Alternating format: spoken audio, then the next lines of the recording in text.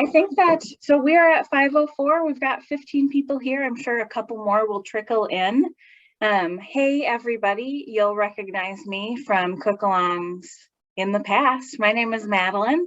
I'm so happy to see your faces. We are happy to be cooking along with Tomkin and Julie Coleman today. Julie is behind the camera, but she'll probably be seen at, oh, if I do this, you'll be able to see her on the other screen. They are sharing with us an Italian set of recipes that are simple to make, but have some technical tricks that will make them extra tasty, which I'm sure Tomkin will share with us. What do we want you to know? So if you've never been to a cook-along before, you can ask questions in a couple different ways. While Tomkin is cooking and explaining things, please feel free to enter things into the chat. Tomkin will take breaks to tell stories, to let you know. You could also unmute yourself during that time and ask questions. We are here to have fun and make a little food, so be graceful with yourself if you feel like you're falling behind. We will make plenty of space for you to catch up. We expect the demonstration to be about 45 minutes. It might be longer than that. We will head to breakout rooms after Tomkin shows us how to cook these dishes to eat dinner with one another. And with that, I'm going to pass it over to Tomkin and Julie. Thank you so much for being here, Tomkin. Excellent. Oh, so glad to be here. So it's Tomkin and Julie, and then we've got a couple helpers here. So these are our rugs that we have to step over while we're cooking. Our two golden retrievers that we train for, that were trained for positivity. Right now they're just puppies. They don't look like puppies, but this is Goose. He's the little one, even though he's much bigger, he is much younger. And then right here is Sunny, Sunshine. Sunshine was named after a little boy that we had trained a dog for 7 years ago, 8 years ago. He was 7 years old. Last year, right after we got back from Italy, he passed away, which is really unfortunate. The little boy did. But the family held a fundraiser after the funeral. We went to the funeral, they held a fundraiser, and they said, we'd like to have you train a dog named Sunshine, because the boy's favorite song was Sunshine on My Shoulders. And so, so there is enough money to sponsor this doggy, Sunny. So they're gonna help by being our floor mats here that we have to step around. And the first thing we're going to do is wash our hands. How boring is that? But I got a story for you. One of the most famous cooking competitions, the first one they ever held, was a big auditorium, and then all the chefs and everybody got a table, and they all started, and all the chefs were cooking, and they all prepared like their favorite dish. And the guy who won was the Japanese guy who brought a bowl of soapy water and washed his hands, and nobody else did. And so they were all disqualified except for one guy who washed his hands. So that's the first thing to do. Is to wash your hands. And then, you know, boy, that person is a true chef that they're washing their hands. Wow. So happy birthday to you, happy birthday to you, happy birthday to you, happy birthday to you. And I always have my water here.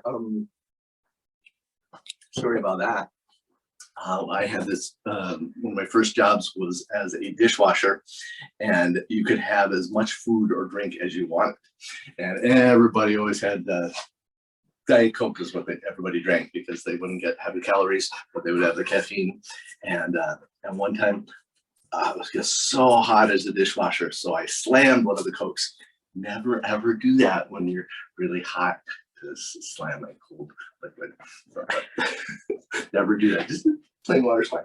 So okay, so we'll start out here, and we learned this recipe when we were in Rome for 3 weeks. If you stay at an Airbnb, it's super cheap, which is kind of neat.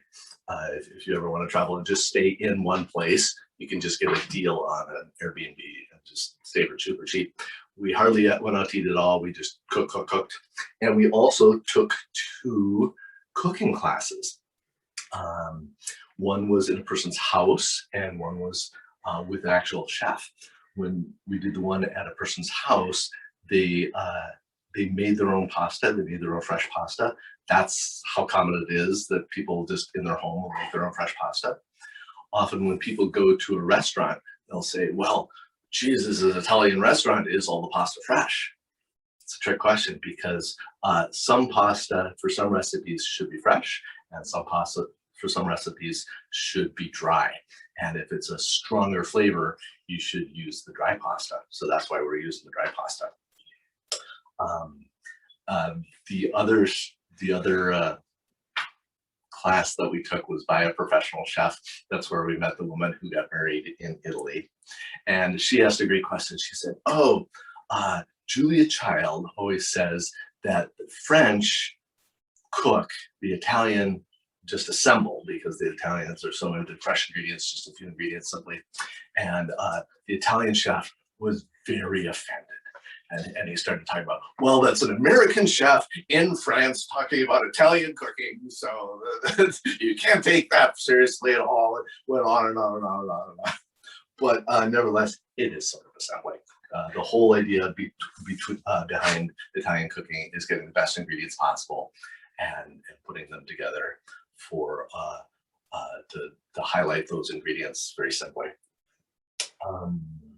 So for this, we're going to make either cacio e pepe, or cacio e pepe is just like mac and cheese.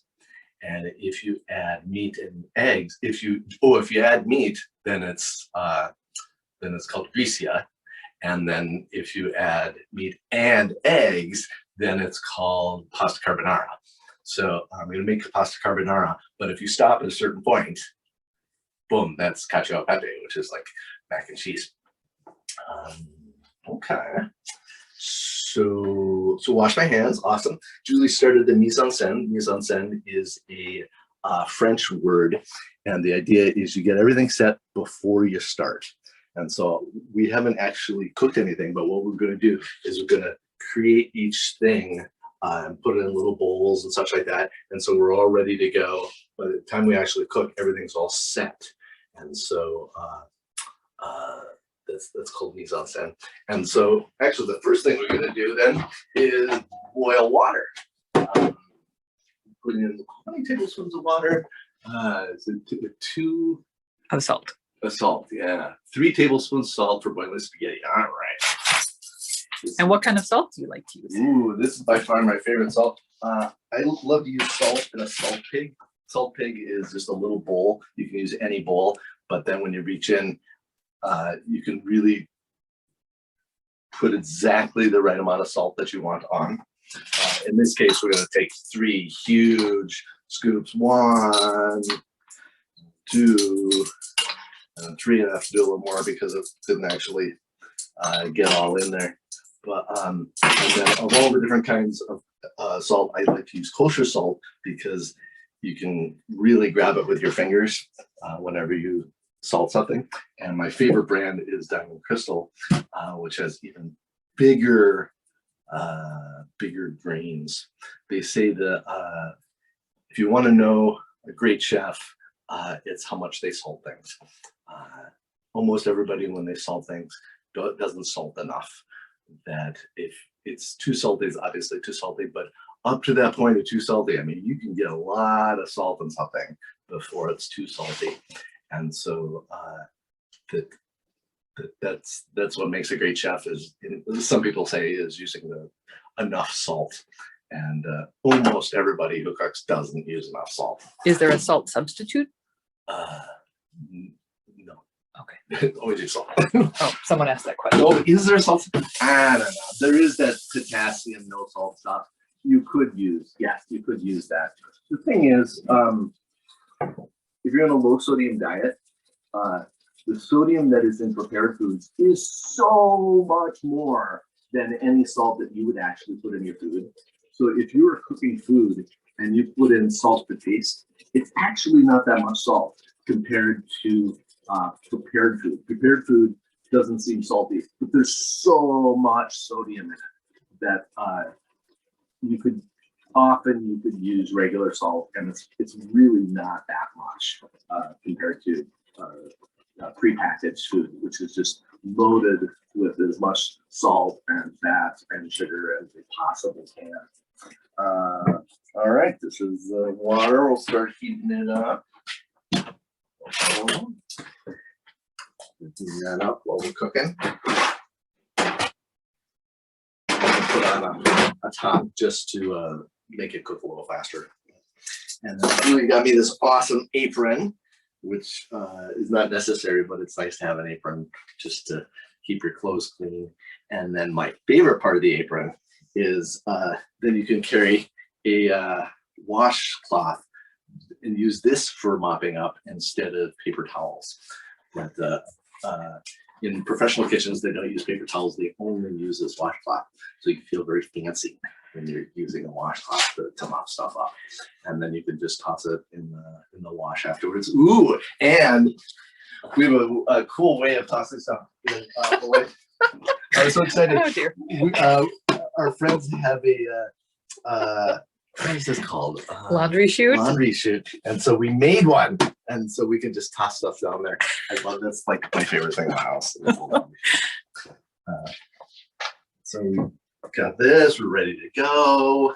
And we washed our hands. And all right, well, the first thing to do is we'll start slicing up the meat. And of course, if you're making cacio e pepe, you can make the slice up the meat. You just leave that out. I love this knife. This knife is like $10. It's called carbon steel, so it will rust, which actually gets much sharper than the stainless steel that you usually see. But whether it's stainless steel or not, you should never put it in the dishwasher. You should always wash it yourself. And then after you wash it, then you hone it by the 15-degree angle. You do it maybe 3 times here, 3 times here. A lot of people do it before they cook. I usually do it after I cook, but it doesn't matter. It is just lining the blade up so it's straight. So you've already got a sharp knife. This just hones it so the blade is facing exactly this way and exactly straight. So once you have a sharp knife, if you just do that every time and stay basically sharp forever, you can tell the difference between this is the cheap carbon steel knife, but gets super, super sharp. And this is the stainless steel knife, which is super expensive, but doesn't get as sharp. But I like to use the one that will get rusty. But most people use a French knife, which is the French cooking knife. That's also good. I'm using the Chinese version, which is actually a cleaver, but you can use either one. A lot of people feel uncomfortable using a huge knife. Boy, I just find it actually safer when you're using a little tiny knife to chop stuff up. It gets very unsafe. It gets, like you cut yourself. So I like using a big blade.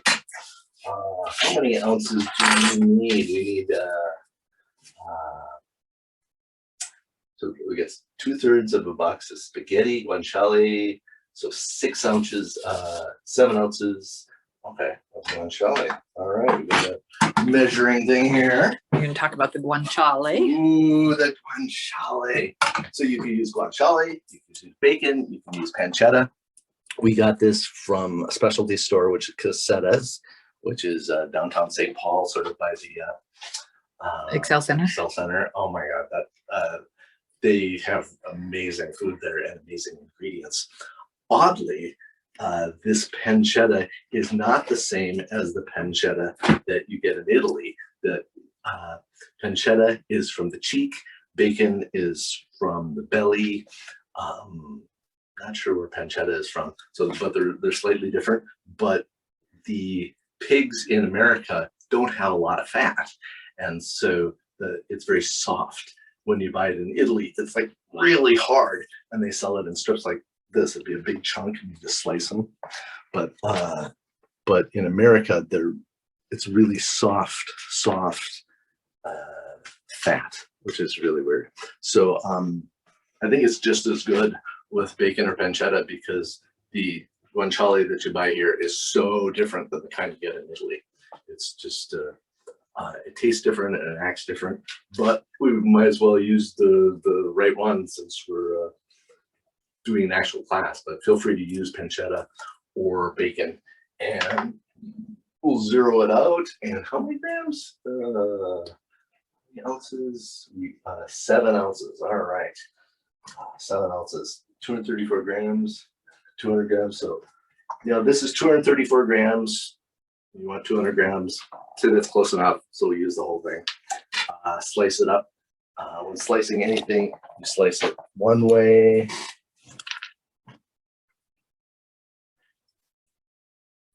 One direction.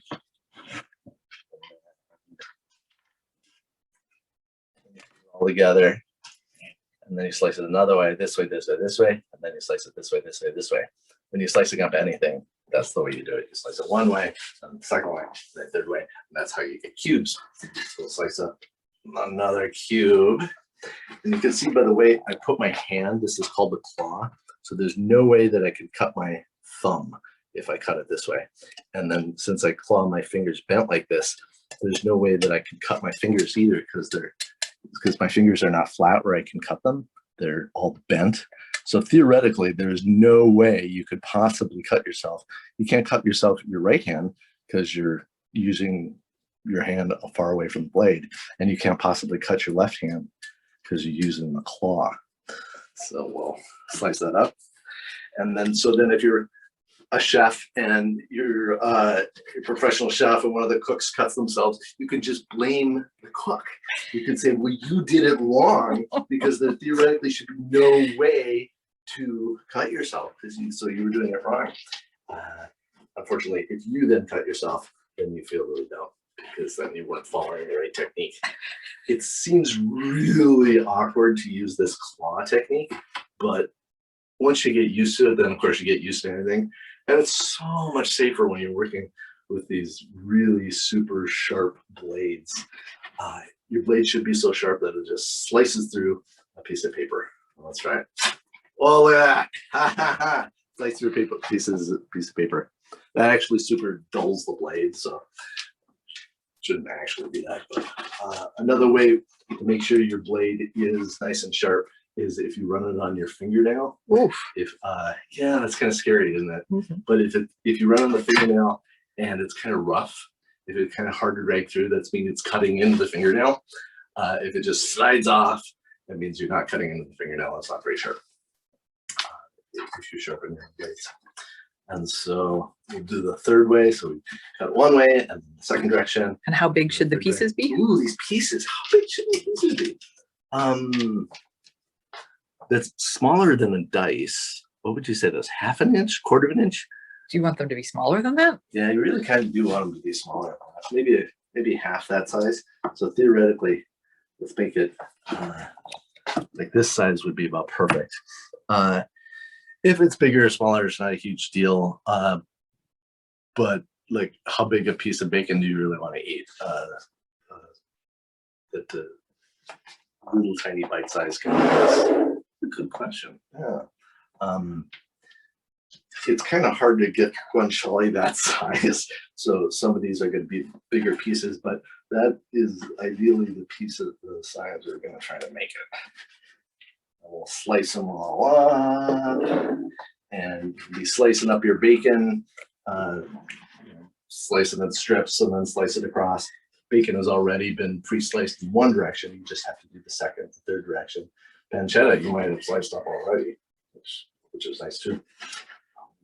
Get it all sliced up here using our claw technique. And it's funny, we had practiced this over and over and over to get ready for this class. We were nervous. We wanted to do it right. Julie and I got a special holder for the iPhone so Julie, oh yeah, you can show her. Whoops. Oh yeah. You can see our, whoops, oh, there we go. This is our camera here. It's like $10. So I think so you can get them on Amazon really easily. They also sell them for like $30 and they're exactly the same. It's literally a plastic holder, so it's not a big deal. Oh, and so we got it all sliced up. We're starting to slice up. Now we need to start heating up the pan. So I was heating up the water on the wrong one, so the water is not heated up yet. So I'm not racing it through this. So we'll start heating up the water. Put the pan, put it on number 4 out of 8, which is medium. If it's straight down, it's super medium. But I find if it's straight down, that pancetta will burn. So we'll cook it kind of low and slow, which is medium low, I think is what they call it. And you can use any frying pan. The thicker the bottom, that means that it cooks nice and evenly. Well, it means that it holds its heat. If it's a silver colored pan, it'll cook super evenly across. If it's a cast iron pan, there might be hot pot patches, but both of those are nice because then it holds the heat.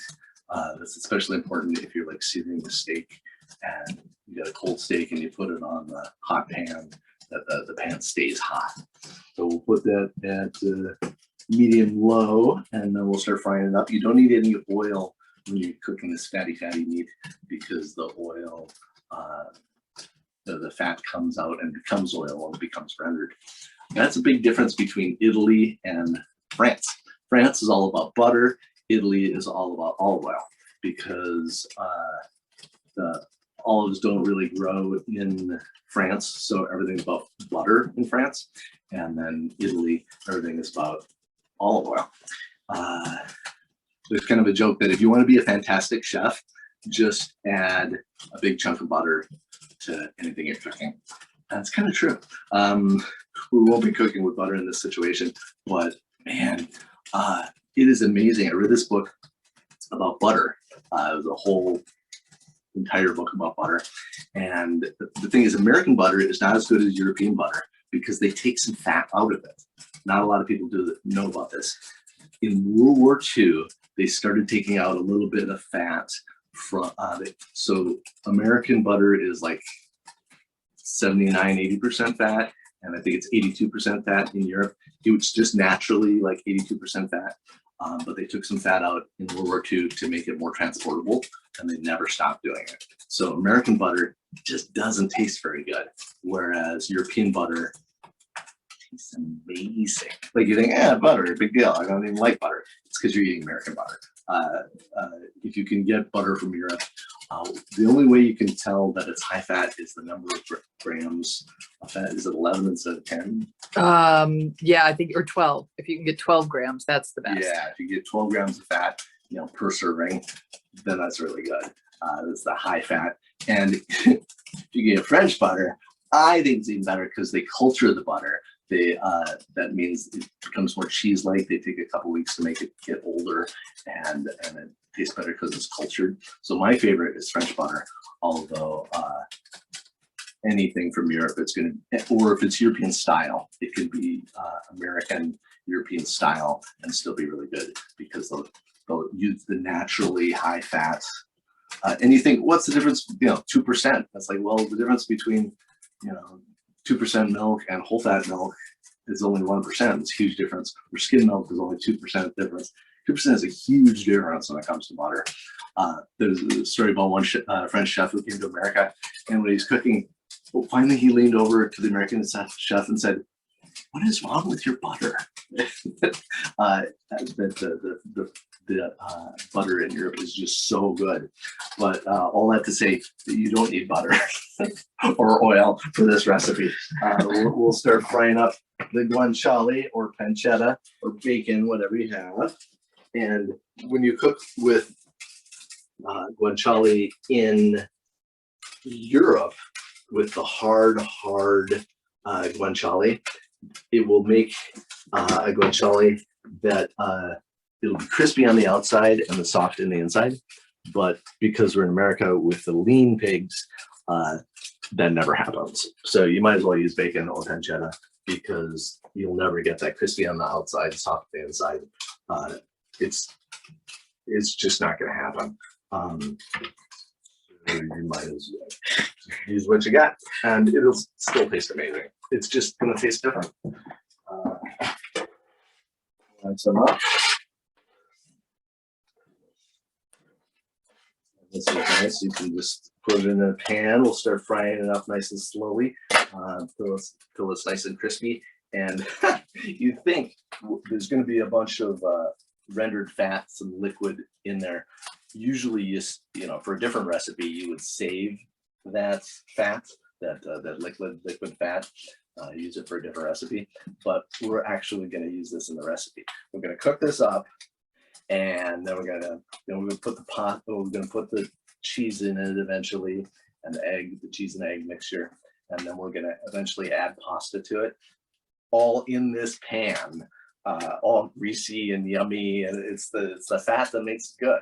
And so eggs are fatty, and the meat is fatty, and the cheese is fatty, and then you got the carbs, and when you have carbs and fat together, it tastes amazing. The thing is with a lot of European cooking, it'll just take a little bit though, and you'll be like totally full. One serving is not very big at all, and you're like, this won't be enough. And you're like, oh yeah, with this much meat and this much cheese, it's gonna be really filling. It's gonna be really tasty. So that's gonna take a while to cook. You're making me nervous with that knife. Oh, that's right. I was gonna eat with the Julie put down a wet paper towel before she put down the cutting board, which is nice. If you put down a wet paper towel, it keeps the cutting board from slipping around when you cut it. And then when you're done, you can wipe everything up with the wet paper towel. If you ever want your kids to cook with you, and you can trick them by saying the mark of a good chef is cleaning up while you cook. So it's like, oh, I use this up, let me toss it. I use this up, let me toss it. If I have to clean up while we're cooking, that's the mark of a good chef. And that's how a person knows, oh, that person really knows what they're doing as they cook, they clean up. In fact, we learned that in the cooking class that we took over in Minneapolis at Whole Foods. There was this woman there. She was like, how do you deal with all the dishes? And he's like, the way to do it, the way to be, she didn't like that answer, but it is, that's how you do it. So we're gonna also make the egg and cheese mixture. So we'll crack the eggs. Is it 4 eggs? Wow. 1 egg, oh, we're making this enough for 4 people. Okay. So 1 egg for each person. We'll make, oh man, this will be a lot of pasta. We're gonna have leftovers. Oh yeah. Oh yeah. Maybe. We'll see. Well, that's true. And then we'd like to save the eggshells for the birdies, because birds crave calcium so much that birds will actually eat paint chips. That's how badly they need calcium. But you can give them the shells, and they'll eat the shells, and it's like a huge thing you can do for them. So some people crack the shells open with one hand, but professional chefs tell their cooks not to do that because they're like just the possibility that it'll spill over everything. So even though it's very fancy to cook it, to open it up with one hand, you're really supposed to crack it open and use 2 hands, as boring as that is. So we will save the shells for the birds, put them out for the birds, and then we're going to cook that up with the pepperoni cheese. 1 cup, 100 grams. That is so much cheese. Wow. Okay. Oh, I forgot to get you something to put the cheese in. No, okay. Well, we can use this little mise en scène. Okay. So we're preparing everything, and then once we've got all the ingredients, then we put it all together. The actual cooking of it takes like 2 minutes, takes like 60 seconds, takes like nothing. It's all this mise en scène. It's all preparation. So we're going to get 100 grams. So that's 85. That's 105. Awesome. Do you want me to move your Kindle? Oh yeah, totally. Get it out of the way. Oh, okay. We're gonna grind up all this Parmesan. Pecorino. Pecorino. It's funny, in Rome, they use Pecorino. Up north, they use Parmesan. And it all depends on the region you make it in. Certain things are easy to make in different regions. And if you're in one region of Italy, you basically don't find dishes from other regions of Italy. You only find the dishes that are local there because they're easy to make there. And it's like, I don't know if it's because they made it from sheep or whatever, but they're like, oh, Pecorino, you asked for Parmesan. They're like, no, we have Pecorino because we're mid-Italy. That's what we do. And you just cannot change your mind. You could use Parmesan, but this gives a nice salty flavor. We don't actually add any salt to this recipe. The salt for the pasta is salty, and then this is salty, and the meat is salty, and that's how many is plenty salty. And at what point do you start cooking the pasta? When do we start cooking the pasta? Could start cooking the pasta. Oh, once the water is boiling. Okay. The pasta is a little hard because that cooks for like, let's say 8 minutes. How long do you cook pasta for? Yeah. So you got to make sure that everything's ready, that everything is cooked. So if I made the pasta too early, I'd have the pasta sitting around more than 8 minutes, and then the pasta wouldn't be al dente anymore. It would be too soft. So, so you don't want to make the pasta too early. Once the pasta water is boiling, we're going to try to get it all at the right time. So it's a little hard to do it all at once. You want to save time by doing it all at once, but you don't Okay. get pasta too Just hot. wondering. Yeah, it's kind of hard. So let's toss this. This is very fancy. Look, neat. Whew, isn't that neat? That opens it up. Oh, And then, you disturbed did I Sunny. scare the puppy dogs? Puppy dogs, what are you doing, Daddy? You can grate it using this. You can grate it using a box grater, anything you want. If you buy pre-grated, it's just not going to be as good. It'll have been exposed to air if it's pre-grated, and it just won't be as tasty. And the thing is, with a dish like this, you're only using like 4 ingredients, so you want to use the best ingredients possible. When we went to that cooking tour, the first thing they did is they brought us to a market. And first we went to the cheese store and we bought cheese. Then we went to the meat store and we bought meat. Then In Rome. Yeah, Rome, we were yeah. in Rome. Is that cooking? Oh, it's boiling already. Okay. Oh, that's boiling. Oh. I suppose I filled it full of hot water, so it's good. We are way early, so I'm going to turn that off. But, this is going to take a long time to cook. So, because we're cooking it slow. If you cooked it fast, the guanciale is going to burn. So, the guanciale is the thing that's going to take a long time. You want to get it all crispy, and you want to get the fat all rendered and liquidy. So that's going to be the longest time to cook. If you try to cook it too high heat, you're just going to get black spots on the bottom, and then you got to take it out and clean the pan. And so I'm just going to cook it nice and slow. That's going to be amazing. Julie got me this spoon holder right here, so I don't have to put the spoon down on the stove, kind of neat. So we'll go back to grinding. I can't believe it boiled already. That was so fast. Okay. So I'm gonna grate up this cheese, a whole cup, which is 200 grams. Another mark of a true chef is they prefer recipes that are by weight, not by cup, not by teaspoon, because it's just really hard to measure things accurately. Now that I'm grinding, and this is already way more than a cup because I'm grinding it myself. If you're using pre-grated, probably a cup would be 200 grams. This is going to be more like 2 cups of the time. This is a really, really fluffy cheese because I'm using a micro grater. If you use a regular grater, it won't be quite as fluffy. So do you go by the weight of it before it's grated or after it's grated? Before it's grated. Just because it's easier. I mean, you could do it after it's grated too. You could just start piling it up there until it's 200 grams. It would be a really tall pile, but you could do it afterwards.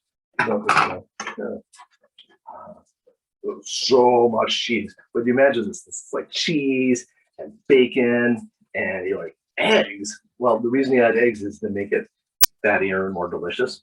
The difference between like Haagen-Dazs premium ice cream and regular all ice cream is they add egg yolks. So regular ice cream is just cream and sugar.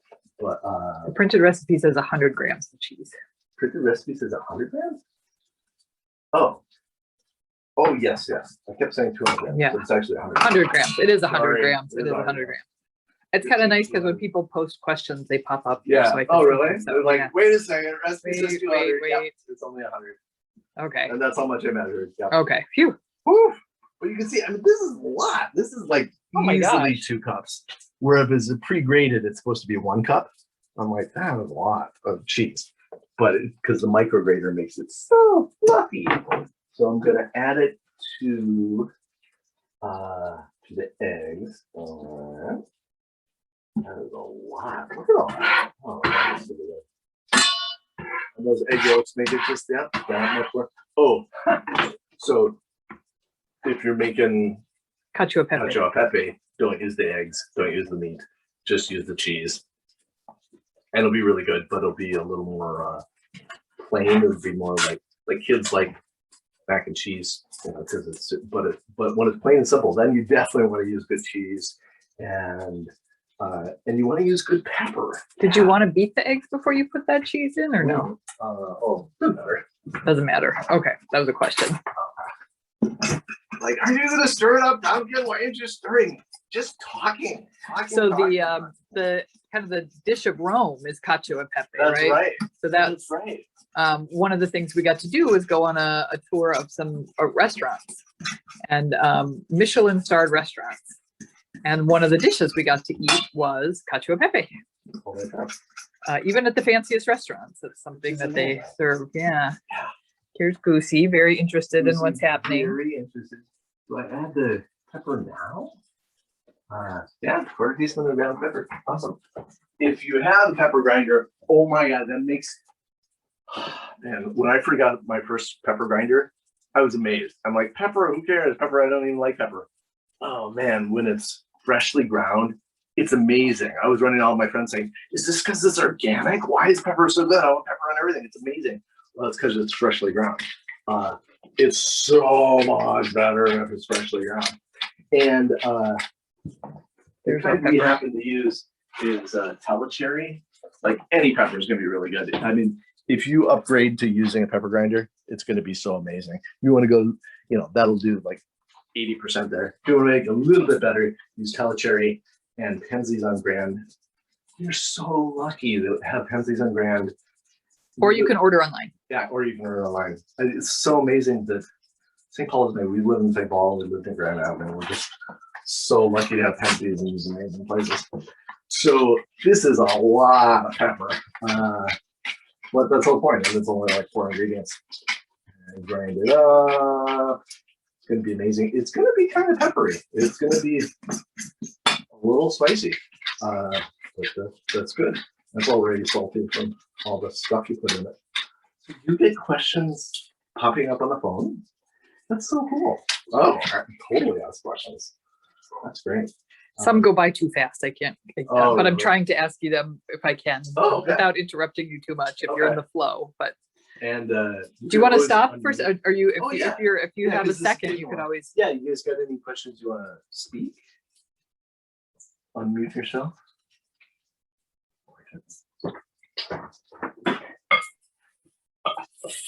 If you have any questions for Tomkin, feel free to unmute yourself to ask. I see Vicky, you unmuted yourself. Why don't you go I first? did.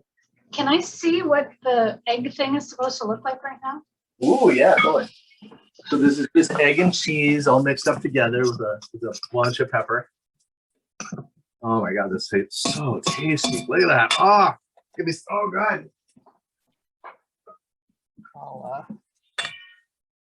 Another question? Oh, here's Quinn. This is our pet dog, Quinn. Oh, there was only 2 dogs in the kitchen before. Now we have 3. Now we have 3 dogs to step over. That is a lot of. Where is this? Look, there's 3 golden retrievers. So I have to cook like this when I cook. Partly they're hoping that I'll drop something, but mostly they just want to be by us. It strikes me, Tomkin, that would be good for your knees, though. Like the way that you're standing is really good for your knees. There you go. Yes, that's why I'm doing it. I'm doing it for my knees. So this is starting to fry up. Excellent. Starting to see that, oh man, some of these chunks are huge. So I'm going to try to cut them. It was a little hard to tell when I was cutting them how big they were. So some of them are kind of big. I'm gonna trip over the dog here.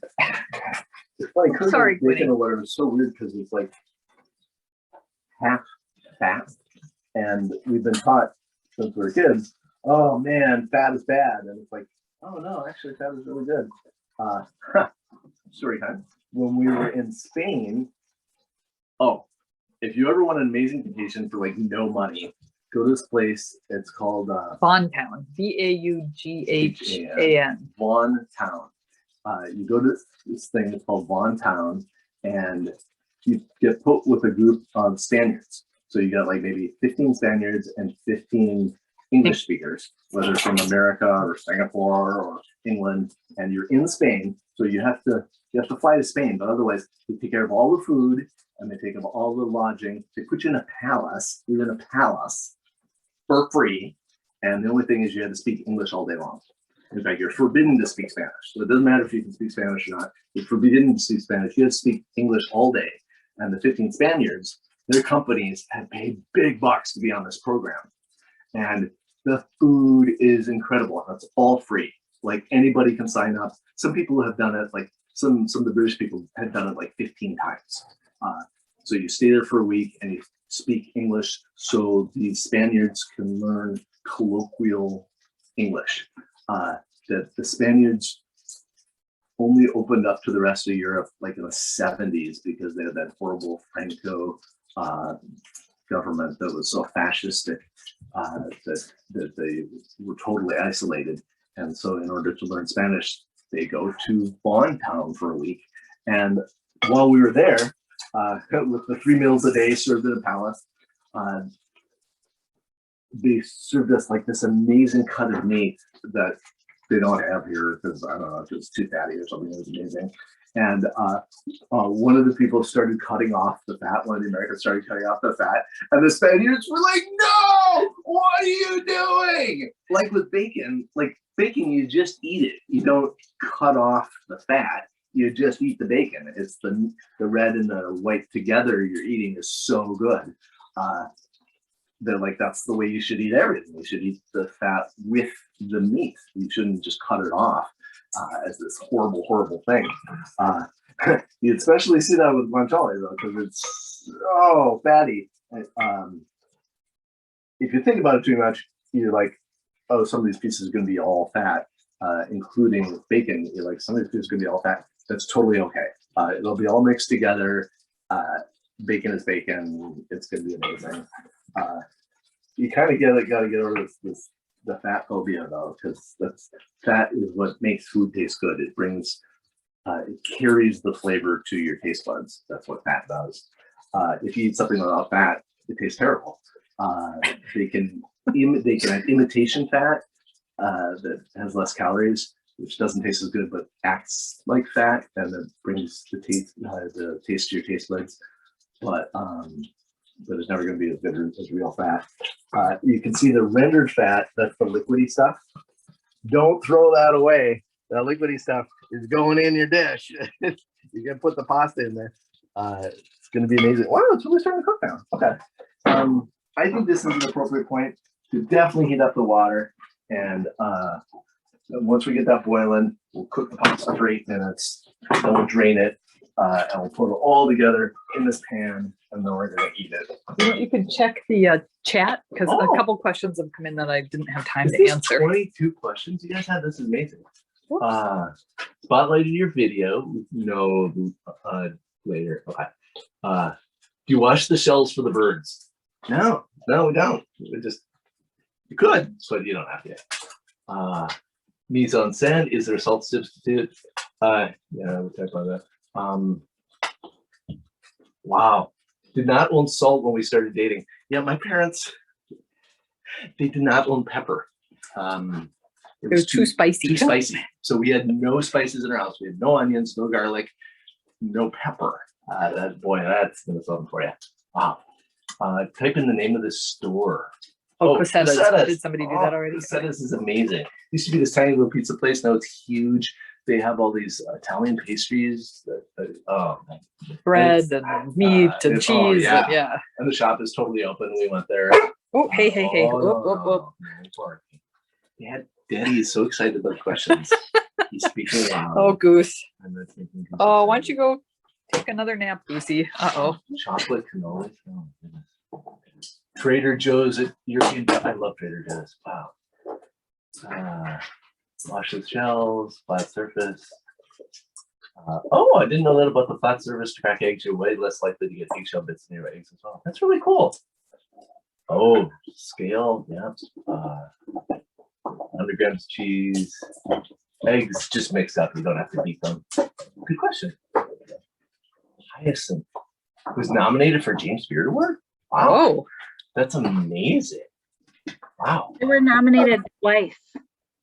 twice. Oh Wow. my God. That's cool. I remember I made a list of James Beard awarded places. It was like 2010, and there was just a few of them. But as of like year 2000, there was like only one in the entire Twin Cities that had ever been nominated. Like Twin Cities has Aw. gotten amazing food. We've only gone there a couple times, but Hyacinth is amazing. Hyacinth is amazing. There was a question about our Postcode. If you pick all your vacations based on the food, doesn't hurt. I mean, it's That's part of really it. I awesome. think it really is. well, and it's so cheap if you're cooking yourself. We went to Paris for a month and spent like no money because We don't go out to eat. we don't go out to eat. I think Really? we went out to eat twice just to see what it was like, but we just cooked for ourselves. And for lunches, we would theoretically go out to eat. We'd go to a bakery and they would have some stuff there. And bakeries are so cheap that even in Paris, one of the most expensive places in the world, you can get cheap housing. There's one apartment that was $850 for a month. We paid more than that, but and then bakeries are so cheap. You get the best bread you've ever had, which is a baguette in Paris, and all the bakeries there are amazing because they're in Paris. They have to be for €1, which is like $1. $1 for a loaf of the best bread you've ever had. Oh, story time. I should put 2/3 of the spaghetti in. 12 ounces. Then I'll tell you the story of the Parisian airport. So 2/3 of it. How am I going to measure 2/3 of this? Okay, I'm going to do that. We don't usually make this much. This is a lot of pasta. It's for 4 people. Okay. Put that here and 0 it out. And 2/3 is how much pasta? So you want 12 ounces. 350 grams. Okay. Whoops. Ooh, puppies get to play with spaghetti. No. Okay, 350 grams.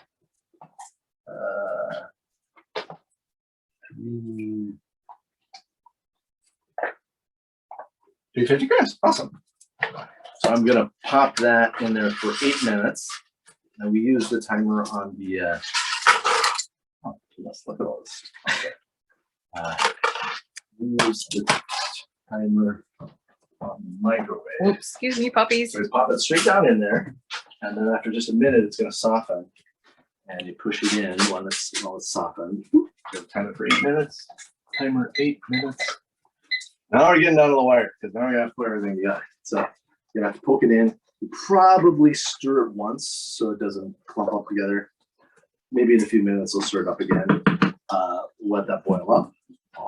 So the Paris story. When we arrived in Paris, we landed at the airport and we're starving, so we got sandwiches. And imagine a convenience store in an airport. You're getting sandwiches at a convenience store in an airport. Best sandwiches we've ever had. It was like ham and cheese and bread, and that's all it was. And it was the best sandwiches we've ever had at the airport, at the convenience store. That's how good all the food is in there in Paris or Rome, because they're all about the ingredients. If you have the best meat, the best cheese, and the best bread, they're like, why would you ever eat bad bread? Why would you ever eat bad cheese? And since they only eat local cheese, then it's cheap. They only eat local stuff. That's unfortunately we live in Minnesota, so we can't eat only local stuff because Or seasonal. or only eat seasonal stuff because half the year we're winter. So that's just not gonna happen. You should also tell the story of when we were in Rome and we went to the store and bought the big hunk of, was it guanciale? Oh my God. We buy, so when we were in Rome, we go to buy, we were buying prosciutto. Oh, shoot. And first thing we were like, first we want to get the cheese, got burrata cheese. In America, if the cheese is less than 30 days old, it has to be made from pasteurized milk. In Europe, it does not have to be a pasteurized milk, so it's intensely flavorful. So we got burrata, which is really, really young cheese. I didn't quite realize when you buy burrata, it's only good for 24 hours if you buy it there because it's not pasteurized. So I bought like this huge amount of it, and the person behind the counter was like, "Whoa, you're buying a lot of burrata cheese." And I'm like, "Whatever, we'll take the whole thing." Stuffed it in my backpack, and she was like, "Huh?" And then they let us taste the prosciutto, which is really expensive but really thin, so you don't need very much. And so we bought some of the prosciutto, and they sliced it up. And oh, she was so careful with this. She was so careful, and she handed it to me. And then I started stuffing it in my backpack. And she goes, "Mamma mia!" And she ran over. No, don't treat it so badly. And so they actually say "Mamma mia," and they love their food so much that if you stuff it in your backpack, they're like, "No, don't bend it. Don't, not that it would hurt it, but it's you're not being You have to treat it with respect. yes, you're not being respectful to the meat." Wow, they and of course that was a butcher, so she was really into it. Plus, it was pretty cool to see a female butcher. All the other butchers were men, and she was female, which was pretty cool. And they got us to buy like 5 pounds of burrata. But I ate most of that burrata in one day. I just had burrata on toast, and I had burrata. It was just sausage you could have on pasta and veggies and everything. Here it's just not as good because if there's ever a law allowing raw milk, vote for it because raw milk is not allowed here. Everything has to be pasteurized, and so even young cheeses, they don't taste as good. I didn't drink any milk while we were there. Milk can be amazing. Sometimes it's good, sometimes it's bad. It depend on the farm. If you buy it raw, sometimes it's amazing. But of course, we didn't try that because who drinks plain milk? But we could have got some cookies. We could have drank it. So 4 minutes more. Okay. Wow, we're getting there. What is the next step? We put the cheese in or okay. For a while. I've already started drinking wine. You did? Okay. Yes. So according to this, we're gonna drain the spaghetti, and then we're gonna put it in with the meat and mix it all up. It'll be amazing. And people often say the cacio e pepe, or we're making it as carbonara, is difficult because if you cook it with too much heat, it makes scrambled eggs because the eggs in it. And even the cheese can get kind of grainy. So we've taken it off the heat. There's still plenty of heat in the grease.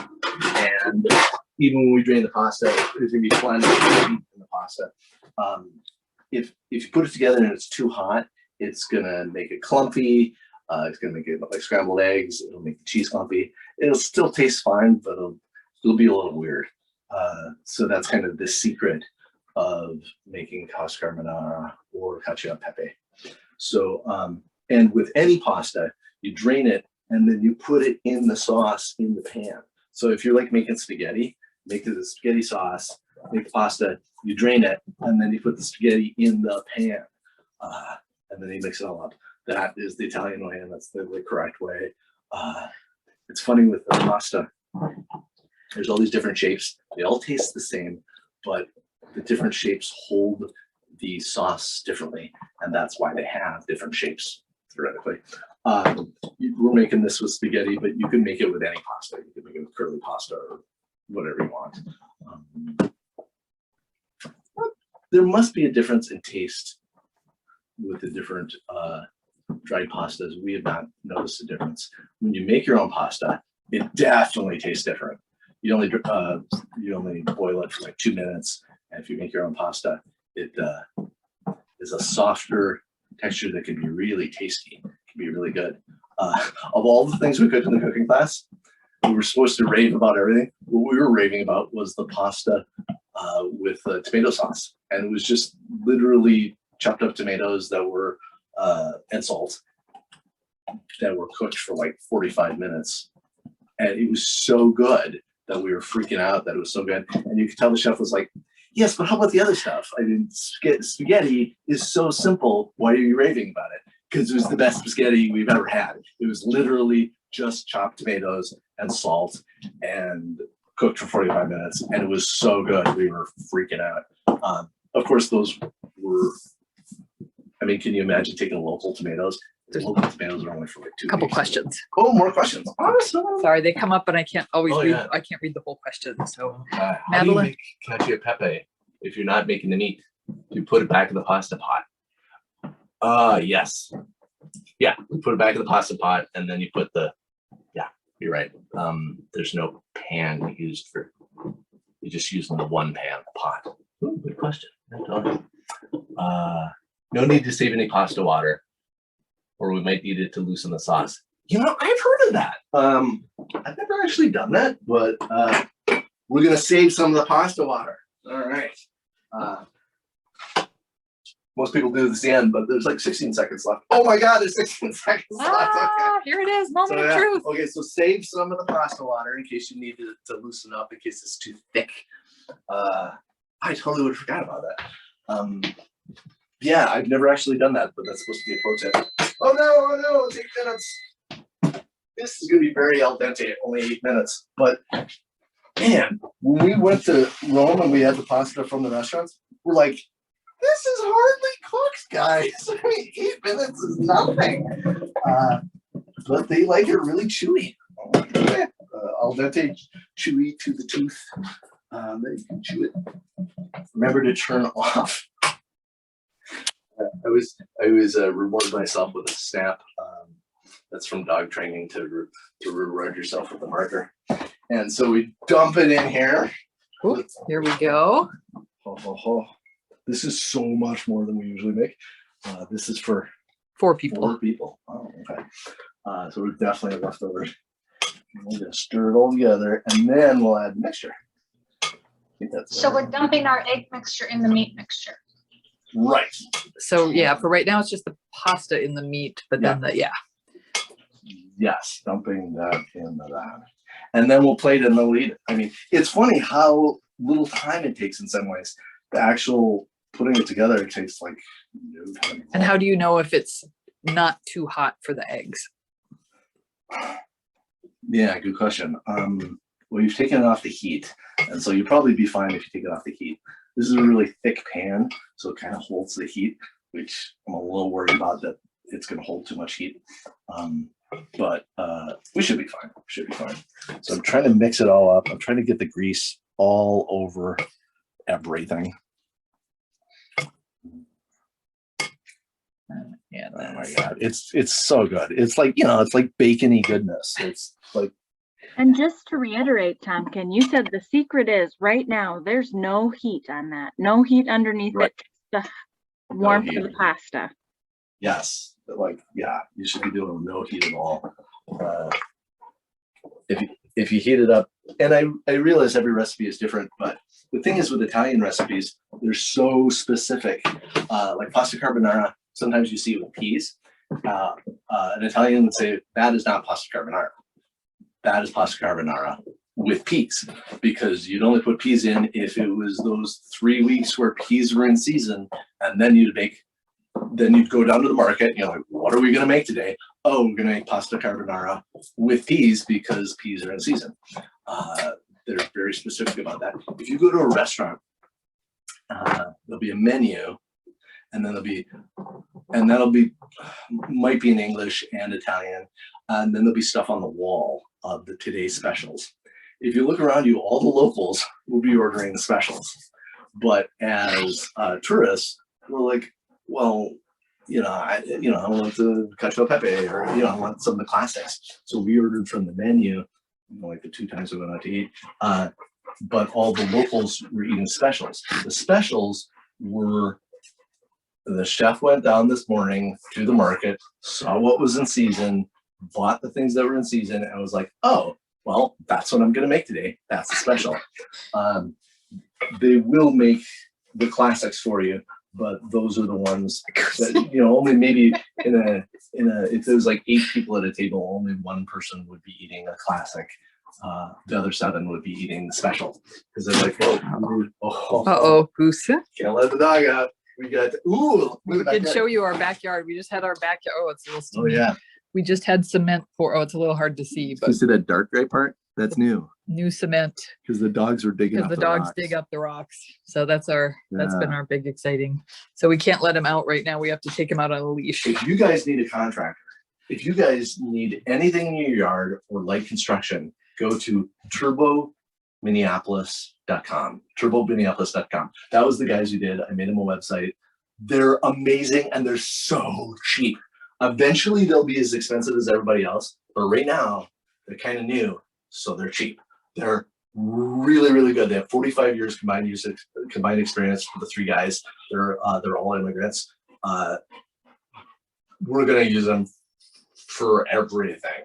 They were like, I don't know, a quarter of the other bids, and yet incredibly good. So yes, I'm talking a lot, but I'm making sure it's cool enough by talking a lot. So go to turbominneapolis.com if you need any landscaping. It would be a phone number there. If you need any light construction, like cement, a shed, insulating your home, any light construction they can do. Boy, and if you said that Tomkin and Julie sent you, that would be amazing. So turbominneapolis.com, they're incredible. They're out of Apple Valley, but they go definitely to St. Paul. They're amazing. And so we're about ready to plate it. So we're gonna get out 2 plates and 2 forks. And there's this very specific way of plating it. Do you want me to move the dogs? You use a ladle. And so once I put the cheese stuff in there, the cheese mixture, mix it all up. And then when I plate it, I'm going to take a fork and I'm going to spin it around and spin around and spin around until it's like a mound. And then carefully place that on the plate. And so it won't be that much. It'll only be like this much, but you will be so full with all that fat and carbs. It will be amazing. When you eat there, they don't pray like Americans before the meal, but they always say bon appetit. In fact, sometimes French or Italian people, they said, well, what do you say in America if you don't say bon appetit? And we're like, say bon appetit. We don't have an American word for it. In fact, most people don't do it. Most people just kind of dig in. But if everybody says bon appetit, good appetite, it's really nice. It's like, now we're ready to start. It's very nice. And Italians, they always only serve 1 dish at a time. So we're gonna make this. It's gonna be all put together, be all perfect. We'll plate it and then eat that. You don't have your salad next to it. You don't have this. You don't have that. All these different. You just cook. You're just eating one thing at a time. That's super Italian. Not the American way of doing things, because we don't usually make stuff like. We put this together and it will be ready. All right. We're ready to plate it. Oh my God. You know, Julie eats it sometimes with a spoon, but we were told, oh, you never use a spoon for twisting the pasta. Yeah. Yeah. When you're actually eating it, just eat it with a fork. Don't eat it with a knife. Don't eat it with a spoon. Of course, you totally can, but and Julie totally. You have to put the sauce on it, right? Oh, You have to put the sauce. Oh my God! Don't plate it yet. You gotta put the. Wait, you know what this is? This. Oh. If you just put cheese in this, it would be greasier. Yeah. Yes.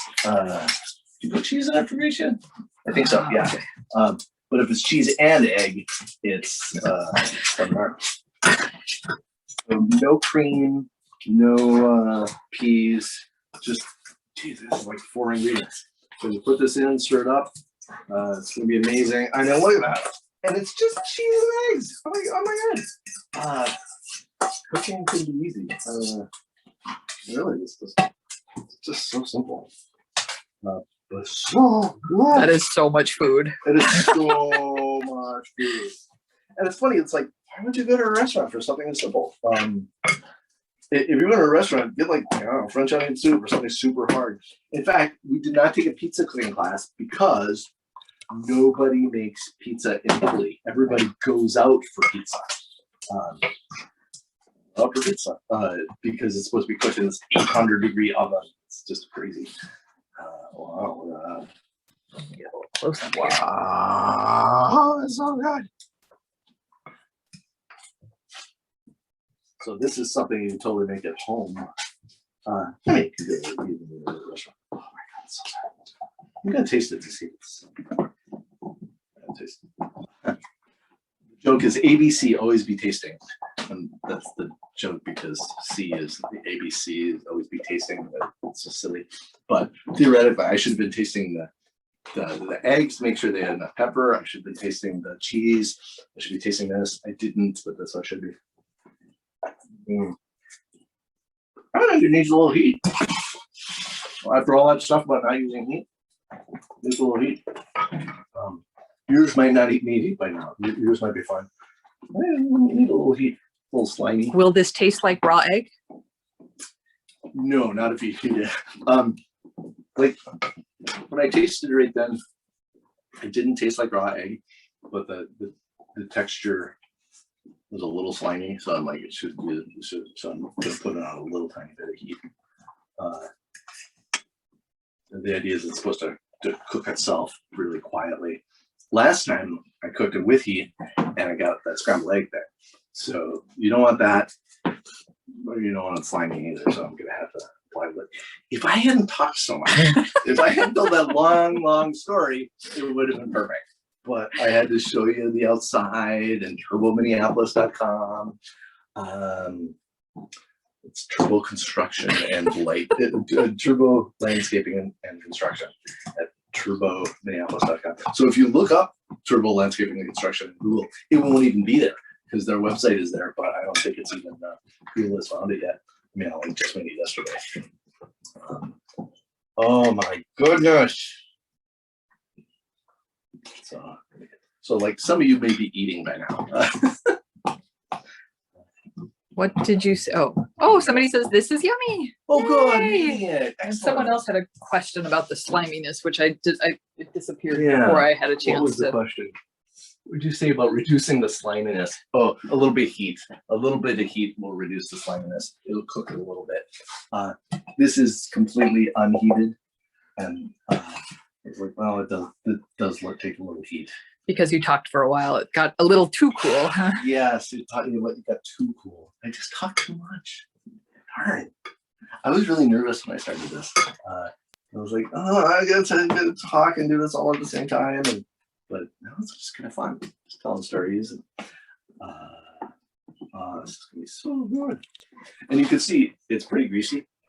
You can see why, to make any food good, you just add butter afterwards. Like if you ever have a steak in a restaurant, they put butter on top. If you ever make, just about anything, they put butter in it. They fry the eggs in butter. A restaurant uses a lot of butter, which is what makes it taste good. Of course, that does give a lot of calories. A little check on the dogs. Goose is back to resting again. Good. And Sunshine is chewing on a bone or a hoof. So we're basically done until like when you think it's ready, then it's ready.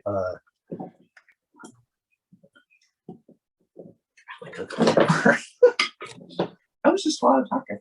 You want to see if anybody has any questions? Sure. This is yummy. She's already eating.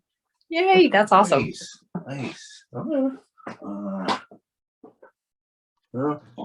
other? I'm ready to plate. How do I plate it? Ready to play. Oh, Yay. nice. We are not ready to play. Ooh, Vicky's ready to go. Go, Vicky, go. Go, Vicky, go. Oh, How do I do it? how do we plate? Oh, how do you plate? You plate, use the ladle. Where did I put the ladle? It's right there. Oh, in the ladle holder. To plate, you just put this, put the fork in, you stir it up. Make sure you got a quarter of it. A quarter of this, that's a lot of pasta. You stir it up, and then you're gonna put it on the plate, and it's gonna be nice and tall. Basically, in a restaurant, the taller a dish, the fancier it is. So every dish you plate You can see that that'd be pretty tall, right? Is it ready for a plate or not yet? They're ready for a plate. You know, that's looking pretty good. Do you want a plate? Sure.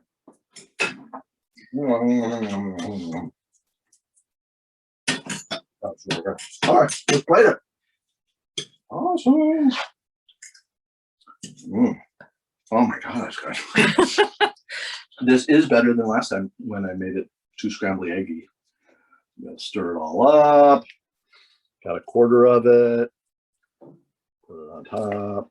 Put it on there. Take it off the. And he goes, "Oh, then nice and tall." That is the sign of a fancy dish that is nice and tall.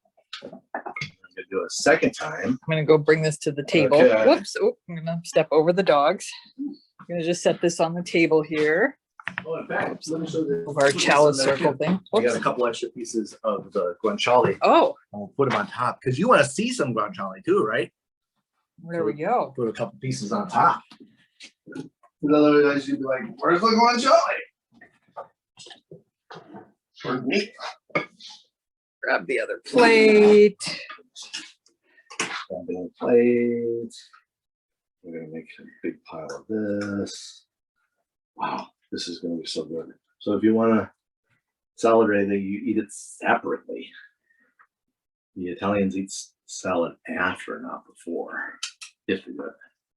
Boom. Oh, and let me put some meat on top. Oh my God, that's so good. Boop. Can I put a couple more? Sure. Oh, look at that, look at that, look at that. Oh, the dogs are hoping I drop it. So we got 2 more servings for another time. Just set this. Your eye shades are over here. Oops. Here's my Okay. attempt at tall. Oh, Oh, really? let's see. Oop. Oh, let's see. Oh, wow. That looks amazing. Let's see, let's see. Oh my gosh. Where's Vicky? Now look at There, this look side that. where it's Oh all my sprawled out. God. Just this side. That looks so That looks cool. amazing. That looks awesome. Wow. That's so cool. Is anybody else finished? This one. Awesome. Oh, if somebody's putting a piece of, Will's putting a piece of basil on it. Nice. That would be cacio Ooh. pepe and basil. Look at that. Oh my gosh. That looks amazing. That's beautiful.